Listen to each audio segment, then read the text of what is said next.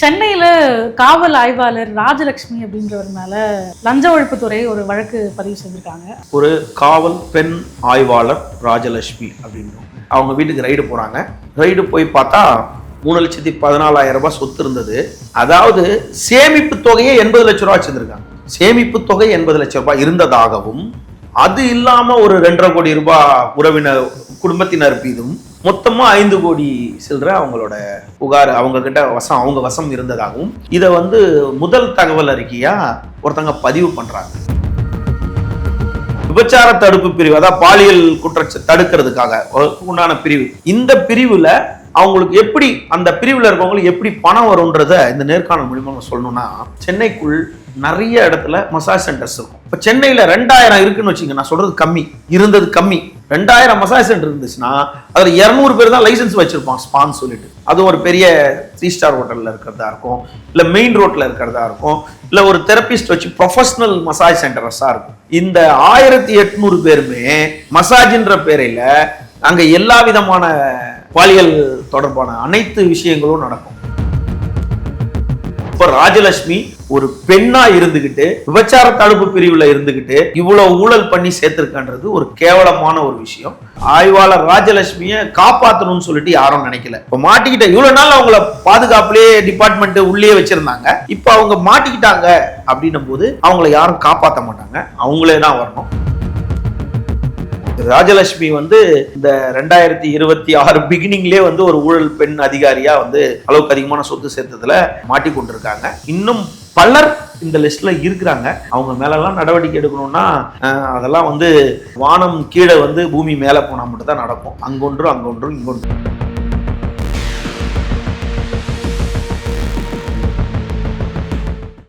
தமிழர் கழகம் நேயர்களுக்கு வணக்கம். இன்று நம்முடன் இருக்கும் சிறப்பு விருந்தினர் பத்திரிகையாளர் விமலேஸ்வரன் அவர்கள். சார் வணக்கம். வணக்கம். சென்னையில காவல் ஆய்வாளர் ராஜலட்சுமி அப்படின்றவர் மேல லஞ்ச ஒழிப்புத்துறை ஒரு வழக்கு பதிவு செஞ்சிருக்காங்க. அதாவது 5 கோடி வரைக்கும் அவங்க வருமானத்துக்கு அதிகமாக சொத்து சேர்த்துக்கிறதா சொல்லப்படுது. இதோட பின்னணி என்ன சார்? அதாவது கடந்த 13ஆம் தேதி அன்று ஊழல் தடுப்பு கண்காணிப்புத்துறை இயக்குநரகம், அதாவது டிவிஏசி, டைரக்டர் விஜிலன்ஸ் ஆன்டி கரப்ஷன்லேருந்து அண்ணாநகர் திருமங்கலம் 8வது வெல்கம் காலனி 8வது தெருவில் இருக்க ஒரு வீட்டில் முதல் மாடியில் ஒரு 4 மணி நேரம் ரைடு பண்ணுறாங்க.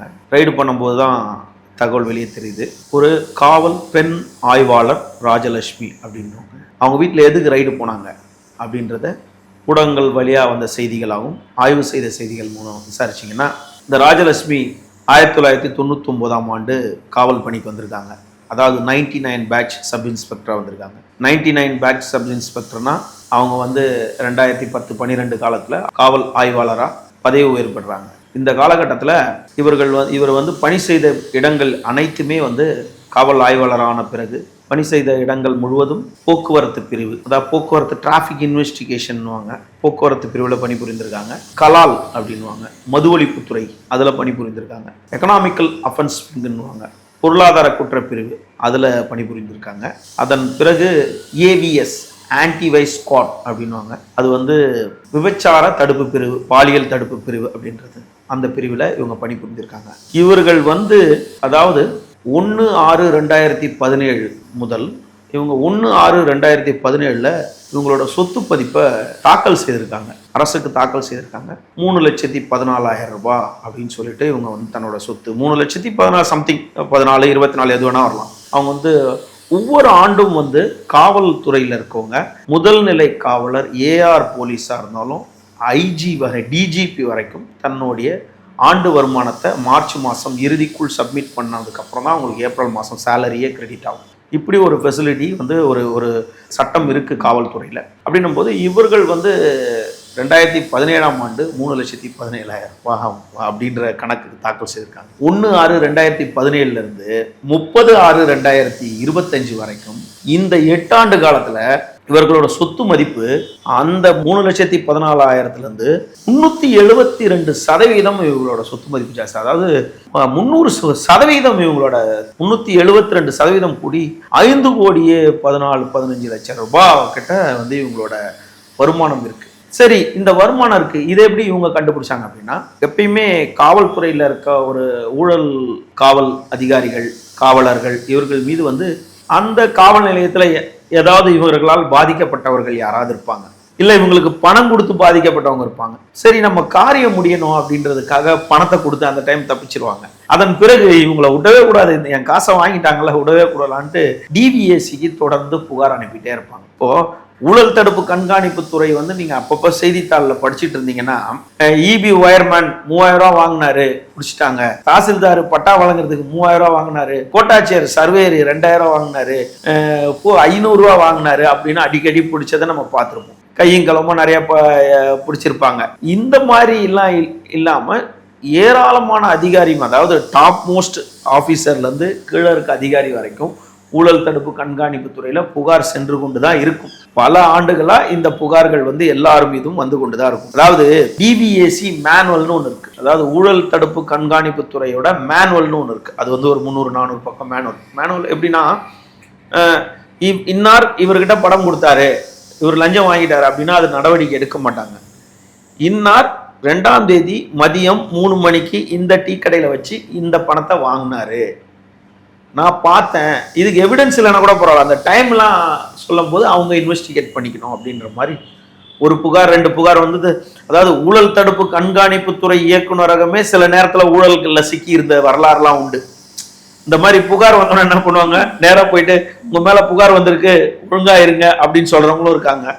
உங்க மேல புகார் வந்திருக்கு, எப்படி நடவடிக்கை எடுக்கலாமா இல்ல ஏதாவது பார்த்து பண்றீங்களான்னு கேட்ட வரலாறுகளும் இருந்திருக்கு. அப்படின்னும் போது இந்த காவல் ஆய்வாளர் மீது உடனடியா நடவடிக்கை எடுத்திருக்காங்க. ஏன்டா ஏராளமான புகார்கள் வந்திருக்கு இவர் மீது. ஏற்கனவே அவங்க, அதாவது டிவிஎஸ்சி ஒரு புகார் வந்தோன்னா நேரடியா உங்க மேல நீங்க வந்து ஒரு அரசு அதிகாரி, உங்க மேல ஊழல் தடுப்பு கண்காணிப்புக்கு புகார் வந்தோன்னா நான் டைரக்டா உங்க வீட்டுக்கு வந்துட முடியாது.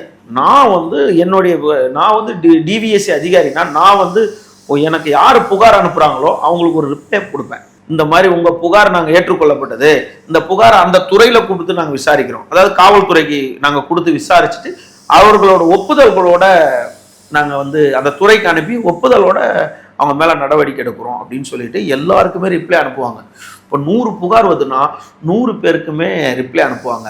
ஆனா 97 பேருக்கு நடவடிக்கை எடுக்க மாட்டாங்க. இந்த 3 பேருக்கு மட்டும் நடவடிக்கை எடுப்பாங்க. அந்த 3 பேர் எப்படின்னா, திரும்ப அந்த புகாரை விடாம அந்த 100 பேர்ல அந்த 3 பேர் மட்டும் ரிப்ளை கொடுத்துக்கிட்டே இருப்பாங்க. நான் கொடுத்த புகார் மீது என்ன ஆச்சு, என் புகார் மீது எடுத்த நடவடிக்கை என்ன ஆச்சு, நான் கோர்ட்டுக்கு போவா அப்படின்னு கேட்பாங்க.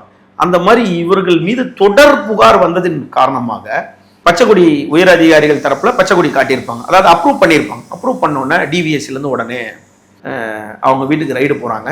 ரைடு போய் பார்த்தா 3,14,000 ரூபாய் சொத்து இருந்தது. அதாவது சேமிப்பு தொகையே 80 லட்சம் ரூபாய் வச்சிருந்திருக்காங்க. சேமிப்பு தொகை 80 லட்சம் ரூபாய் இருந்ததாகவும், அது இல்லாம ஒரு 2.5 கோடி ரூபாய் உறவினர் குடும்பத்தினர் மீதும் மொத்தமா 5 கோடி சில்லற அவங்களோட புகார் அவங்க கிட்ட அவங்க வசம் இருந்ததாகவும் இதை வந்து முதல் தகவல் அறிக்கையா ஒருத்தங்க பதிவு பண்றாங்க. யாருன்னு கேட்டா சி விமலா, ஜி விமலான்ற ஒரு ஆய்வாளர். அவர் தான் புகார் பண்ணி இவங்க மேல நடவடிக்கை எஃப்ஐஆர் போட்டு இந்த பிஎன்எஸ் பிரிவென்ஷன் ஆக்ட் அளவுக்கு அதிகமான சொத்து சேர்த்தது, அதாவது குறிப்பிட்ட காலத்துனா 2017 இத்தனாம் வருஷத்துல இருந்து 2025 இவர் மேல இவ்வளோ குற்றச்சாட்டுக்கு புகார் வந்திருக்கு, இந்த புகார் மீது நாங்கள் நடவடிக்கை எடுக்கிறோம் அப்படின்னு சொல்லிட்டு எஃப்ஐஆர் போட்டு அந்த எஃப்ஐஆர் உடனே வெளியே வந்துருச்சு.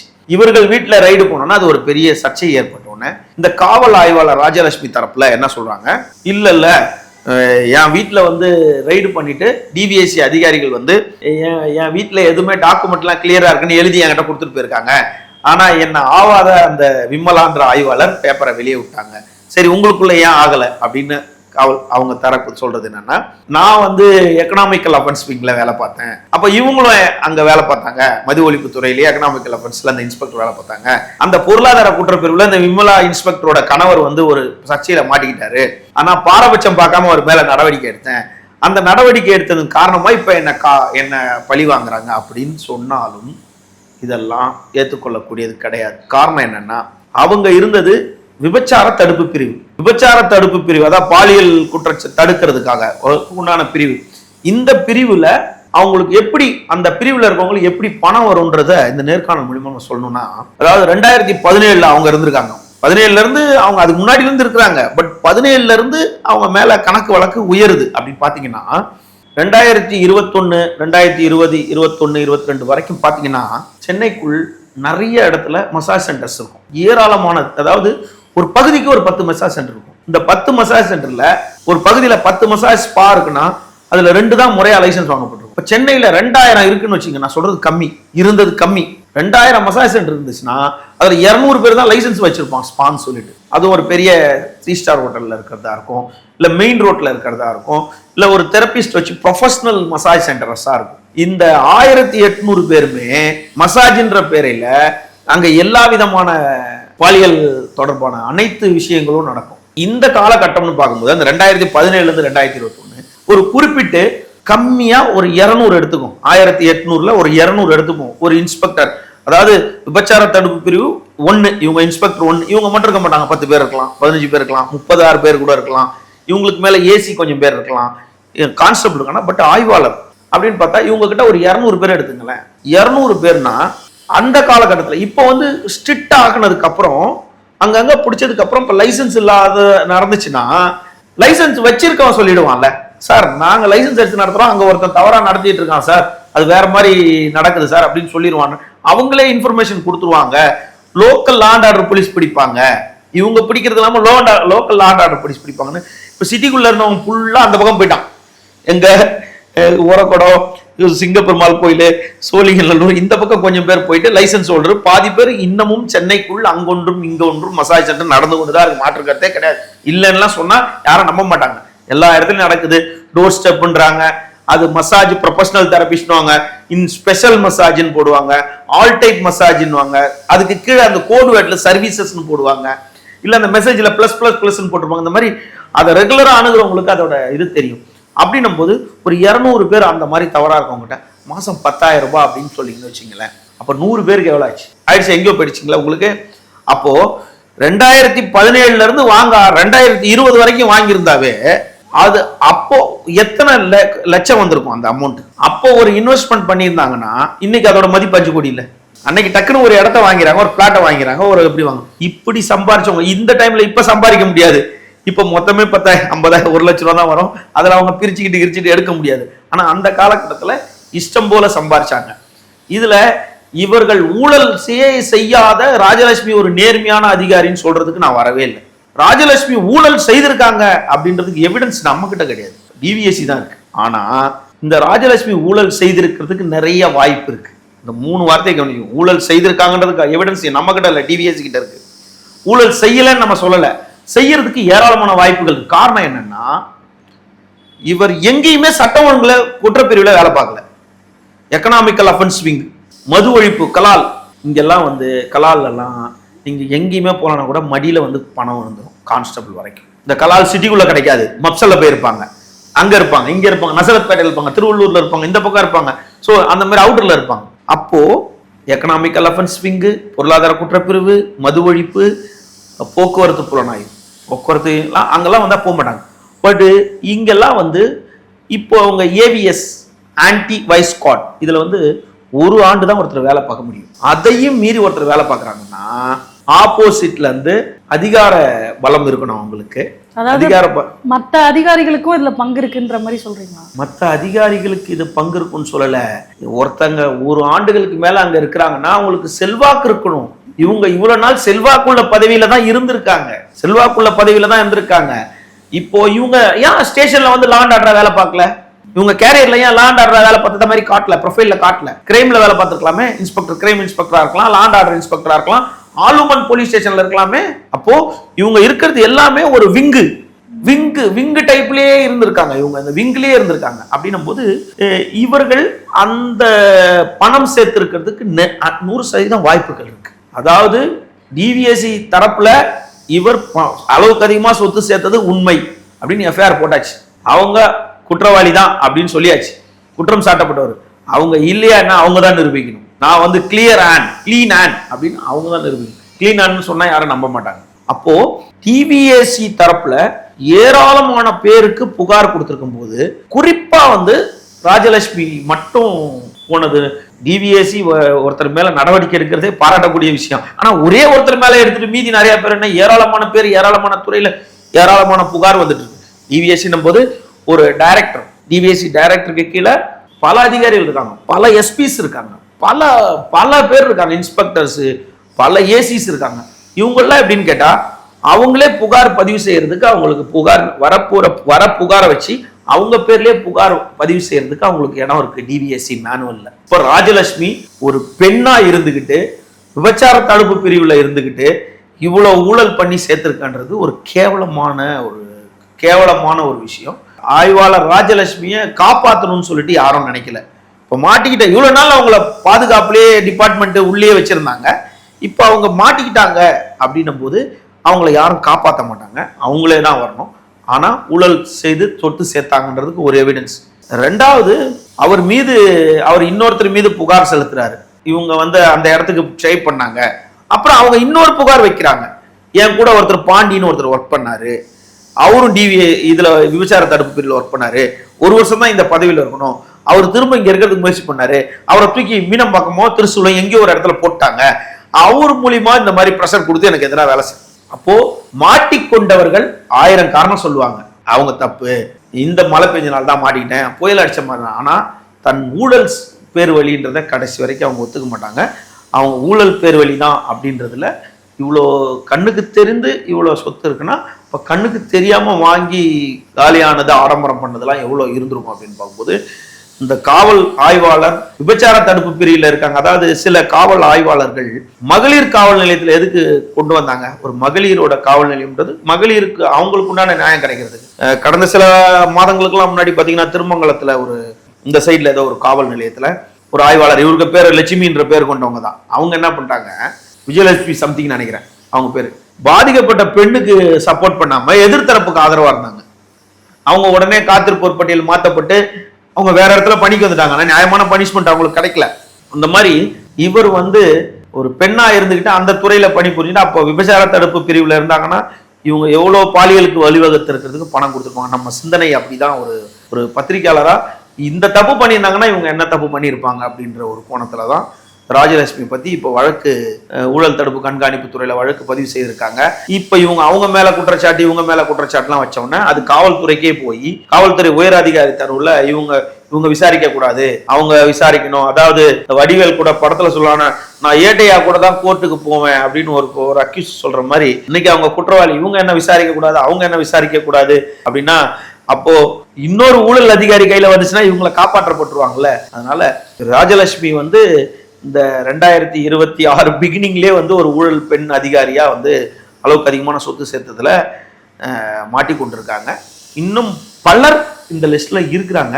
அவங்க மேலெல்லாம் நடவடிக்கை எடுக்கணும்னா அதெல்லாம் வானம் கீழே பூமி மேலே போனால் மட்டும் தான் நடக்கும். அங்கொன்றும் இங்கொன்றும். உயர் அதிகாரிகள் யாராவது அவங்களுக்கு உதவி இருக்கிறதுக்கான வாய்ப்பு எதுவும் இருக்கு? உயர் அதிகாரிகள் அவங்க லஞ்சம் வாங்கினதுக்கு உதவுனதா யாருமே அந்த தகவல்ல எதுவும் இல்லை. உயர் அதிகாரிகள் எப்படி உதவி இருப்பாங்க? இவர்கள் போய் ஒரு நல்ல ஒப்பீனியன் வச்சிருந்திருப்பாங்க உயர் அதிகாரிகிட்ட. அவர்கிட்ட போய் சார் இந்த மாதிரி எனக்கு பிரச்சனை இருக்கு சார், உடல்ல இந்த நோய் இருக்கு சார், குழந்தை பக்கத்துல இருக்கு சார், மாமனார் மாமியார் பக்கத்துல இருக்காங்க சார், அதனால என்னால லாண்ட் ஆர்டர் ரூட்டுக்கு போக முடியாது சார், என்ன இதிலே வச்சுங்க சார், நான் இங்கேயே டியூட்டி பார்க்குறேன் சார் அப்படின்னு சொல்லிட்டு மேலதிகாரி கிட்ட சொல்லுவாங்க. அதனால என்ன பண்ணாங்க, அந்த 1 ஆண்டுகள் தான் அதுல இருக்கணும் போது அதுலயே வேற துறைக்கு மாத்திட்டு அங்கிருந்து ஓடி அதே வேலையில இருப்பாங்க. இப்படிதான் சென்னையில நிறைய நடக்குது. இப்போ ஒரே காவல் நிலையத்துல லாண்ட் ஆர்டர்ல வேலை பார்ப்பாங்க. அவங்க 3 ஆண்டு முடிஞ்சோன்னா அவங்கள டக்குன்னு என்ன பண்ணுவாங்க, வேற காவல் நிலையத்துக்கு போடுவாங்க. அதே லிமிட்ல இருக்க வேற காவல் நிலையத்துக்கு போட்டு அங்கிருந்து ஓடி அங்க வேலை பார்த்துட்டு இருப்பாங்க. இல்ல அந்த காவல் நிலையத்துல கிரைமுக்கு மாத்திடுவாங்க, திரும்ப கிரைம்ல இருந்து ஓடியா லாண்ட் ஆர்டர்ல இருக்கும். அப்ப 3 ஆண்டுகளுக்கு மேல 4 ஆண்டு 5 ஆண்டு 6 ஆண்டு அவங்க அந்த காவல் நிலையத்துல கிரைமும் லாண்டுக்கு. இப்ப 3வது என்ன பண்ணா ஐஎஸ் ஆயிடுவாங்க, ஐஎஸ் எஸ்ஐ ஆயிடுவாங்க, இல்ல 4 ஆண்டு எஸ்ஐ ஆயிடுவாங்க, இல்ல கிரைம். இப்படியே ஒரு சிலர் அந்த காவல் நிலையத்தை ஆட்சி செய்துட்டு இருப்பாங்க. இது தொடர்ந்து சென்னையில் நடந்து கொண்டுதான் இருக்கு. அந்த சரகத்தையே மாற்றணுன்றது தான் எல்லாரோட. அதாவது ஒரு உதவி ஆணையர் தலைமையில இருக்க 3 காவல் நிலையத்துல இந்த காவல் நிலையம் அந்த காவல் நிலையம் அந்த காவல் நிலையம் இந்த காவல் நிலையம்லாம் இல்லாம துணை ஆணையர், அதாவது இந்த துணை ஆணையர் பகுதியே மாற்றணும். இந்த லிமிட்ல இருந்து மாத்தி போடணும் தான் சட்டம் இருக்கு. அதாவது போலீஸ் லா அப்படி இருக்கு. ஆனா அதை மீறி அட்மினிஸ்ட்ரேஷன் கிரவுண்ட்ல இவர்கள்லாம் தப்பித்து கொண்டு இருக்கிறாங்க. அட்மினிஸ்ட்ரேஷன் கிரவுண்ட் ஓடியா வேலை பார்க்கலாம் அப்படின்றதுல இன்னும் டிவிஎஸ்சி ஏராளமான பேர் மீது நடவடிக்கை எடுக்கணும். நிறைய புகார்கள் இருக்கு. டிவிஎஸ்சி மேனுவல் படி ஒவ்வொன்று புகாராக அவங்க பாதி புகார்கள் மூடி மறைக்கப்படுது, பாதி புகார்கள் உயர் அதிகாரிகள் ஒப்புதல் பெறாமல் அப்படியே காத்திருப்போர் பட்டியலில் இருக்கு. ஒரு சில புகார்கள் மட்டும் அங்கொன்றும் இங்கொன்றும் கண்துடைப்புக்காக நடவடிக்கை எடுக்கப்படுது. கண்துடைக்கப்பட்டு எடுத்திருந்தாலும் பொய்யாக அதாவது காழ்ப்புணர்ச்சியில் எடுத்திருந்தாலும் அவர் மீது இவ்வளோ சொத்து பட்டியல் இருக்கின்றத முதல் தகவல் அறிக்கையை பதிவு செய்து வெளியே விட்டுருக்காங்க. அப்படி பொய்யா செய்திருந்தாங்கன்னா அந்த காவல் ஆய்வாளர் தனிப்பட்ட காழ்ப்புணர்ச்சியில் செய்தால் அவர் மீது நிச்சயமா நடவடிக்கை எடுக்கப்படும். இதான் ராஜலட்சுமி, ஆய்வாளர் ராஜலட்சுமியோட தற்போது ஊழல் தடுப்பு கண்காணிப்பு துறையில் அவர் சிக்கி இருக்கிறதோட பின்னணி. ராஜலட்சுமி மீது என்ன மாதிரியான நடவடிக்கை இப்போ தற்போது எடுத்திருக்காங்க? அவங்க டிபார்ட்மெண்ட்ல என்ன அட்மினிஸ்ட்ரேஷன்ல ஒழுங்கு நடவடிக்கை எடுப்பாங்க, டாக்குமெண்ட்லாம் வெரிஃபை பண்ணிட்டு ஒழுங்கு நடவடிக்கை எடுப்பாங்க. 3A இருக்கு, 3B இருக்கு, சார்ஜ் இருக்கு, மெமோ இருக்கு. இதுக்காக ஒன்றும் தூக்கிலலாம் அவங்கள போட்ட மாட்டாங்க. சார்ஜ், மெமோ, சஸ்பெண்ட் இருக்கு. அவங்க கோர்ட்ல கேஸை கிளியர் பண்ணிட்டு வருவாங்க. அதுக்கு மேல எல்லாத்துக்கும் மேல எவரெஸ்ட் பவர்னு ஒண்ணு இருக்கு காவல்துறையில. அவங்களுக்கு அந்த அளவுக்கு செல்வாக்கு இருக்கும் போது இது அப்படியே ஒரு பக்கம் நடந்துட்டு இருக்கும், அவங்க வேலை செய்துட்டு இருப்பாங்க. இப்ப வரைக்கும் எந்த நடவடிக்கையும் எடுக்கலன்னு நடவடிக்கை எடுத்துருவாங்க அப்படின்னு சொல்லுவாங்க. நிறைய அதிகாரிகள் மீது இந்த மாதிரியான நடவடிக்கை எடுத்திருக்காங்க அப்படின்னு சொல்றீங்க. பட் இந்த பர்டிகுலர் நடவடிக்கைக்கு ஒரு பெரிய ஊடக வெளிச்சம் கிடைச்சிருக்கிறதா தெரியுது. அதுக்கான காரணம் என்ன நினைக்கிறீங்க? அதாவது காவல்துறை தன்னுடைய வேலையை செய்துட்டு இருக்கு அப்படின்றத வெளியே சொல்லுவாங்க. இப்போ திடீர்னு பார்த்தீங்கன்னா ஒரு ரேஷன் கடையில் ஒருத்தர் 100 ரூபாய்க்கு பிடிப்பாங்க. இந்த இபி பில்லு கனெக்ஷன் கொடுக்கறதுக்கு 10,000 ரூபா கொடுத்தாங்கன்னு சொல்லி பிடிப்பாங்க. இது எல்லாமே பார்த்தீங்கன்னா ஒரு 10,000, 20,000 லஞ்ச ஒழிப்புத்துறை பிடிச்சாங்க, 10,000 பிடிவாங்க, 50,000 வாங்கும்போது பிடிச்சாங்க. அதிகபட்சம் 1 லட்சம் வாங்கும்போது தான் பிடிச்சாங்கன்னு இருக்கும். அதுக்கு மேலே வாங்கும்போது பிடிச்சாங்கன்றதே இருக்காது. இப்போ எப்படி போலீஸ் ரவுடி அடிச்சுட்டாரு வெட்டிட்டாருன்னும் போது ஒன்று எஸ்ஐ லெஃப்ட் கையில் சுட்டிருப்பாரு, ரவுடி ஆயுதத்தை எடுத்து வெட்டியிருப்பாரு, இல்லை அவரோட துப்பாக்கியை கள்ள துப்பாக்கி வச்சு போலீஸோட லெஃப்ட் கையில் சுட்டிருப்பாரு. போலீஸை நெஞ்சில் சுட்டிருக்க மாட்டாரு, இல்லை வலது கையில் சுட்டிருக்க மாட்டார். அந்த மாதிரி தான் இதுவும் ஏதோ ஒன்று நடந்தா சரி அப்படின்ற மாதிரி இந்த இது காவல்துறை இந்த மாதிரி நடவடிக்கை எடுக்குச்சு அப்படின்னு அனைவரும் கொஞ்சம் காவல்துறை தன்னோட பணியை செய்துச்சு அப்படின்றது செய்திக்கு பஞ்சம்ன்றனால இந்த செய்தி பிரபலமாக பேசப்பட்டுச்சு. நேரம் ஒதுக்கி உங்கள் கருத்துக்களை பதிக்கிட்டு ரொம்ப நன்றி. மிக்க நன்றி.